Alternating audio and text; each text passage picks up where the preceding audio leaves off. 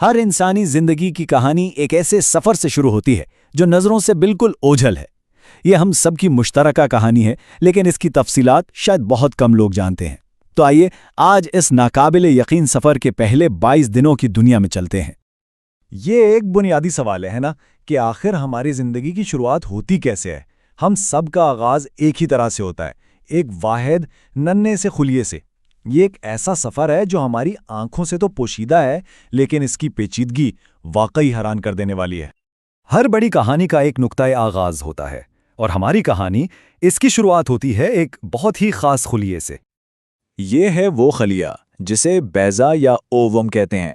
یہ انسانی جسم کا سب سے بڑا خلیہ ہے، لیکن پھر بھی اتنا چھوٹا کہ اگر آپ اسے کاغذ پر رکھیں تو یہ ایک چھوٹے سے نقطے کی طرح بمشکل ہی نظر آئے گا۔ ہماری پوری زندگی کا کوڈ اسی ایک خلیے سے شروع ہوتا ہے۔ اور یہاں سارا کھیل وقت کا ہے۔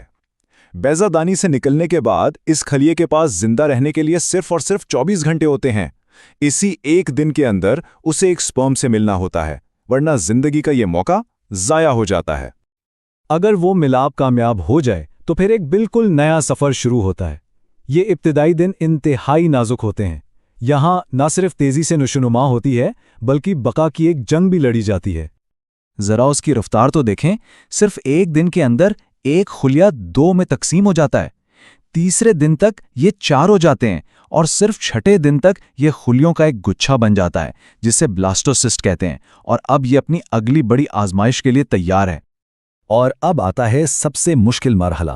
اس بلاسٹوسسٹ کو رحم کی دیوار سے کامیابی سے جڑنا ہوتا ہے۔ اس لمحے کو امپلانٹیشن ونڈو کہتے ہیں، اور یہ اتنا نازک عمل ہے کہ زیادہ تر حمل اسی مقام پر ناکام ہو جاتے ہیں۔ یہاں ہر چیز کا بالکل ٹھیک ہونا ضروری ہے۔ اب زندہ رہنے کے لیے اس ننھی سی جان کو ماں کے ساتھ ایک مضبوط رشتہ بنانا ہوتا ہے، اور یہ تعلق بنتا ہے پلیسنٹا کے ذریعے، جو اپنے آپ میں ایک حیاتیاتی معجزہ ہے۔ پلیسنٹا ایک عارضی عضو ہے، مطلب یہ صرف حمل کے دوران ہی بنتا ہے۔ اس کا کام بالکل ایک لائف سپورٹ سسٹم جیسا ہے۔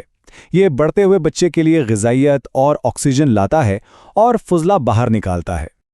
اور یہ بات تو بالکل ہی حیران کن ہے، پلاسنٹا بنانے والے خلیے ناقابل یقین حد تک جارحانہ ہوتے ہیں۔ کینسر کے خلیوں کے علاوہ یہ انسانی جسم کے واحد خلیے ہیں جو خون کی نالیوں کو توڑ کر ان میں داخل ہو سکتے ہیں اور انہیں اپنی ضرورت کے مطابق ڈھال سکتے ہیں۔ لیکن یہ پورا سسٹم بہت ہی زبردست اور محفوظ طریقے سے کام کرتا ہے۔ جنین کے خلیے ماں کی خون کی نالیوں تک پہنچ تو جاتے ہیں، لیکن ماں اور بچے کا خون کبھی بھی براہ راست نہیں ملتا۔ اس کے بجائے ایک باریک سی جھلی کے آر پار غذائیت اور فضلہ کا تبادلہ ہوتا ہے۔ یہ ایک پرفیکٹ فلٹرنگ سسٹم ہے۔ اچھا، تو ایک طرف تو پلاسنٹا بن رہا تھا، لیکن دوسری طرف خود جنین کے اندر کیا چل رہا تھا؟ وہ جو اب بھی خشخاش کے دانے جتنا ہے، اس میں ایک بہت بڑی تبدیلی آ رہی تھی۔ یہاں جو ہوتا ہے وہ کمال ہے۔ 15ویں دن تک جسم کا ایک نقشہ سا بن جاتا ہے، اوپر نیچے دائیں بائیں۔ 18ویں دن 2 چھوٹی چھوٹی نالیاں بنتی ہیں جو اصل میں دل کی بنیاد ہیں، اور پھر کچھ ہی دنوں بعد یہ نالیاں آپس میں جڑ جاتی ہیں۔ اور پھر 22ویں دن وہ ہوتا ہے جسے معجزہ ہی کہا جا سکتا ہے۔ وہ جڑی ہوئی نالی دھڑکنا شروع کر دیتی ہے۔ یہ زندگی کا پہلا فعال عضو ہے، دل، اور یہ ننھا سا دل پورے ننھے سے جسم میں زندگی بخش غذائی اجزا پمپ کرنے کا کام شروع کر دیتا ہے۔ لیکن سب سے بڑا سوال یہ ہے کہ یہ سب کچھ تو مکمل طور پر ہمارے نظروں سے اوجھل ہوتا ہے، تو آخر ہمیں یہ سب کچھ پتا کیسے چلا؟ سائنس نے اس پوشیدہ کہانی کے ٹکڑوں کو جوڑا کیسے؟ جیسا کہ ماخذ میں بھی کہا گیا ہے، یہ سب کچھ نظروں سے اوجھل ہے، مطلب حمل کا تو پتہ چل جاتا ہے، لیکن ان پہلے چند ہفتوں میں اصل میں کیا ہو رہا ہے، اس سے براہ راست دیکھنا تقریباً ناممکن ہے۔ تو دیکھیں، اس کی کہانی بھی بڑی دلچسپ ہے۔ شروع میں یعنی 16ویں صدی میں سائنسدانوں نے جانوروں جیسے چوزوں کے جنین پر تحقیق کر کے اسے سمجھنے کی کوشش کی۔ پھر بعد میں انسانی جنین کے ٹشو کے نمونوں نے ہمیں مزید تفصیلات دیں، اور حال ہی میں IVF کے طریقہ کار سے عطیہ کیے گئے جنین نے ہمیں زندگی کے ان پہلے دنوں کی ایک ایسی جھلک دکھائی ہے جو پہلے کبھی ممکن نہیں تھی۔ اس تحقیق کی گہرائی کا اندازہ اس بات سے لگائیں کہ صرف جاپان کی کیوٹو کلیکشن میں ہی انسانی جنین کے 45,000 سے زیادہ نمونے موجود ہیں، جو اس نازک عمل کو سمجھنے میں ہماری مدد کر رہے ہیں۔